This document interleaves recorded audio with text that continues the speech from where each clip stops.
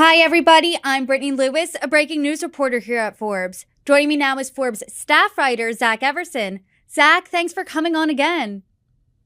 Always a pleasure, Brittany. As we wait now still for the potential indictment of Donald Trump, we know the former president is involved in so many lawsuits and investigations. I think from your latest count, it's up to 41. You've been covering this extensively. So I want you to give us a rundown of these investigations. You've divided them into 4 categories: business filings, 2020 election, January 6th, and lawsuits over personal disputes. So let's start from the top. What are we seeing in the business filings category? Well, the main one we're all paying attention to, of course, is the Manhattan DA, where Trump said he was going to get arrested on Tuesday, and obviously that didn't happen. But there's also a New York Attorney General has a civil case against Donald Trump, which is very similar to what we're hearing the Manhattan DA's investigation entails, in that it deals with property valuations in New York, and it specifically is his property in Westchester County.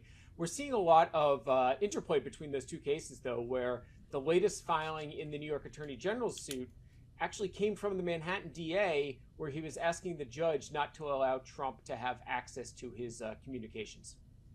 So you're saying we're seeing a lot of interplay here in New York. Is that normal? No, that is abnormal. I'm listening to Mark Palmerance's book right now. He was the prosecutor who came out of retirement to join the Manhattan DA's investigation and then left when they didn't press charges. And he talks about how unusual it is for state and local agencies to cooperate. But they realized they were kind of going after the same thing here, and that they have different angles, there are different laws that can apply to them. They realized it would just be a lot better for them to work together. So what are the possible outcomes here when it comes to the business filings category? Well, I mean, the huge financial one that could happen out of the New York Attorney General case is that it could be disgorgement of $250 million in financial benefits, and barring the Trumps from serving as corporate officers and some other repercussions like that. Again, these aren't the only one that might involve criminal charges is the Manhattan one, though. So the rest of these are all civil issues. So is that Manhattan one the most serious because it is the only one that involves criminal charges? Yeah, I would say the criminal. You know, we pegged Donald Trump's net worth at like $3 billion. So any of these financial things, they're going to hurt, but they're not going to be the end of the world. But you know, getting sentenced to jail, perhaps that seems like it would be a worse sanction for him. And any slam dunks here? No, not at all. Trump is so good at playing the legal system that it's not even sure if any of these things will be resolved before he passes away from old age in some long time future date at Mar-a-Lago. Some of them have petered out a little bit. When we saw the Republicans took control of the House, they obviously are no longer investigating Trump. In some cases, they flat out said this. In other cases, we're kind of guessing that's what's going to happen. For example, the House committee that was seeking his tax returns, they got those. They made it public. And then shortly after the Republicans took over, they said, yeah, we're no longer interested in that. And they told Mazars, Trump's his longtime accounting company that he worked with, to not even bother continuing to supply documents. They just weren't interested. Can you discuss why he's so good at what you described as playing the legal system? Right now, there's 41 cases swirling over his head, and you said the chances of even one sticking is an uphill climb.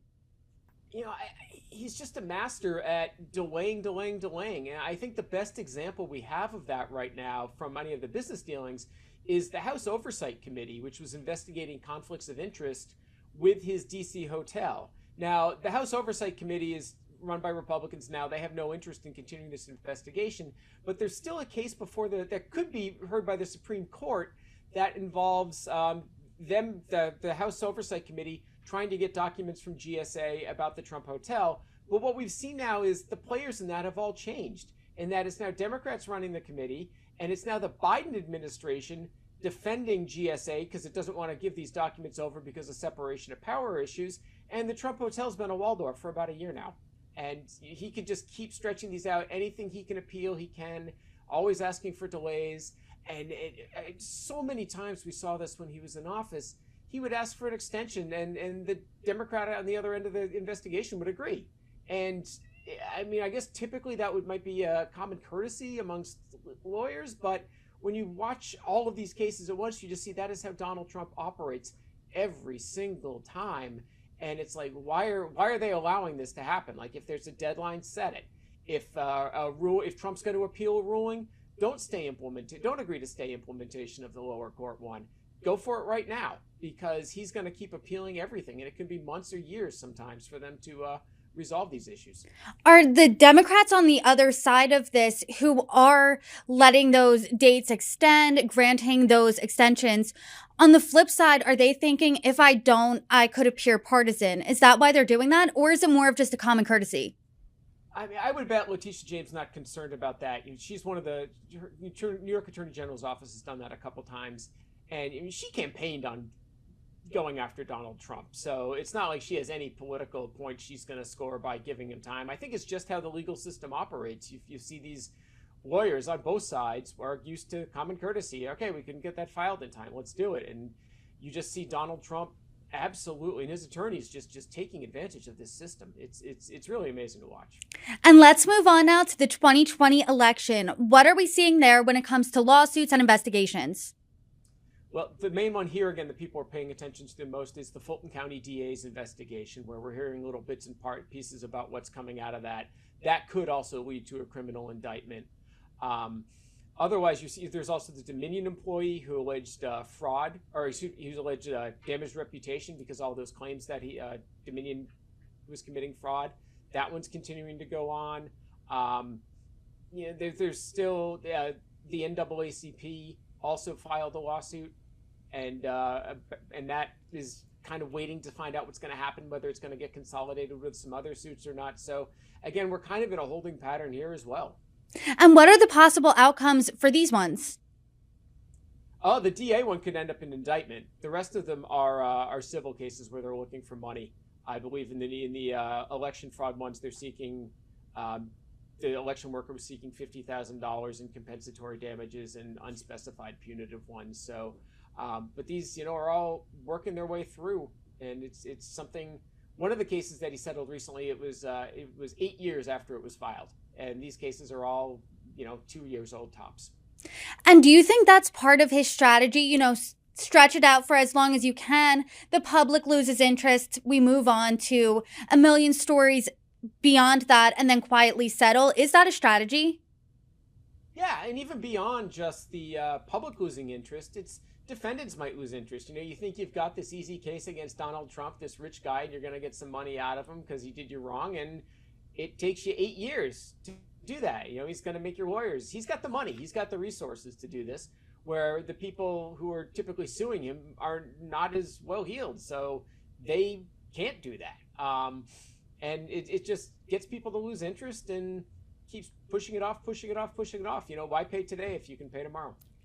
And when we're talking about the 2020 election, and you said that there's one case where he could potentially face an indictment, would that result in jail time if the outcome is he's found guilty? Yeah, we could see possible jail time out of this. I mean, theoretically, yes. I don't think it's going to happen. We don't even know what the charges are, so we don't know if they'd even qualify for prison, or if it would be something that would be a fine, again, if he's found guilty after we go through all of the pretrial hearings and the actual trial and then appeals and all of that. Theoretically, it could happen, but I don't see him ever spending time in jail. So we're still waiting. That's like a years-long process then. Oh, yeah. It can be. I mean, in his instance, yeah, he's really stretching. He really stretches these things out. He's more familiar with civil than criminal proceedings, and it is easier, I believe, to stretch out civil proceedings. But I am absolutely confident that Donald Trump will do everything he can to delay the criminal proceedings as well. And what about January 6th? What are we seeing there in terms of lawsuits and investigations? Obviously, the big one is ended with the House January 6th committee that dissolved at the end of the Congress. The D.C. Attorney General is also investigating whether or not Trump's incited a riot, which would be a misdemeanor. There won't comment on that. And the D.C. Attorney General has changed since the first one made those comments that they were going to look into this. So it's not quite clear if that is still happening, although statute of limitations are 3 years, so they have a little bit of time there. The rest of them are largely lawsuits from Capitol Police and DC Police and a few members of Congress regarding the riots. And right now, again, similar to what we saw with the interplay between the New York Attorney General and the Manhattan DA, a lot of these are similar, and they're going through hearings right now about whether they can be consolidated. So a lot of them are just kind of being held in abeyance until these decisions are made out, which ones can be consolidated and which ones can't. Let's talk about that House committee that you talked about. They hosted some explosive hearings where we saw really intense footage of January 6th. What was the result of that? They sent a criminal referral to the Department of Justice, which basically they wrote a letter, and then they published the report and all of those findings. But as you see, people really aren't talking about that stuff anymore. Several months have passed, and we're looking at the other investigations. People are still the documents and other issues that are sprung out, or people are paying attention to. But in terms of Trump getting a criminal indictment from January 6th, it's not something I'm seeing a lot of buzz about. What do you think the probability is of him getting in any tangible criminal trouble for January 6th? I don't see him getting in criminal trouble by the time he plays out a system. If he were to get charged, if it were to go to trial, when the appeals all play out, I don't see it happening. And now finally, lawsuits over personal disputes. What do we know about those? So the big one here is the E. Jean Carroll suits, where she accused him of defamation after the way he responded to her allegations of sexual assault. But there are a few other ones that are kind of a little bit interesting and certainly lighter here, where you've got Michael Cohen involved in 2 lawsuits against him. One of them is regarding his imprisonment, which he says is retaliation. And another one was for seeking $1.9 million from the Trump organization in legal fees. He said Trump would pay his legal fees for that he incurred during the Mueller investigation, and Trump didn't. And so he sued him. And what's really fascinating about this is right now they are in settlement talks. So while you have Michael Cohen working with the Manhattan DA out there on TV, regularly and doing what he can to get Donald Trump in criminal proceedings, he's having settlement talks regarding a substantial monetary payout as well on the side. So that one certainly stands out. And then there's several other cases that interlap, where he sued Twitter, trying to get back onto the platform, and also some monetary damages, and did likewise with Facebook and YouTube. And Jack Dorsey and Twitter filed a document with the court this week asking the judge to consider the case moot because the new owners have gone ahead and reinstated Trump. So Facebook and YouTube are on official abeyance until they resolve Twitter, and who knows what's happening with Twitter. And Hillary Clinton was the one where he sued Hillary. He was asking for $72 million from the DNC for all of this, with maliciously conspired to weaving a false narrative. And a judge threw that out and called it ridiculous. The quote was, called Trump a mastermind of strategic abuse of the judicial process. And we just saw that phrase appear in another case, whereas Mary Trump is in a lawsuit that Donald filed against her for allegedly leaking documents to the New York Times.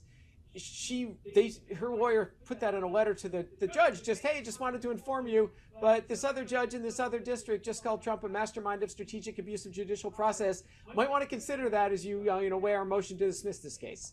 It's just really this tangled web.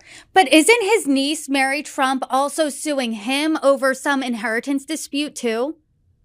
Yes, she is. A judge tossed that case.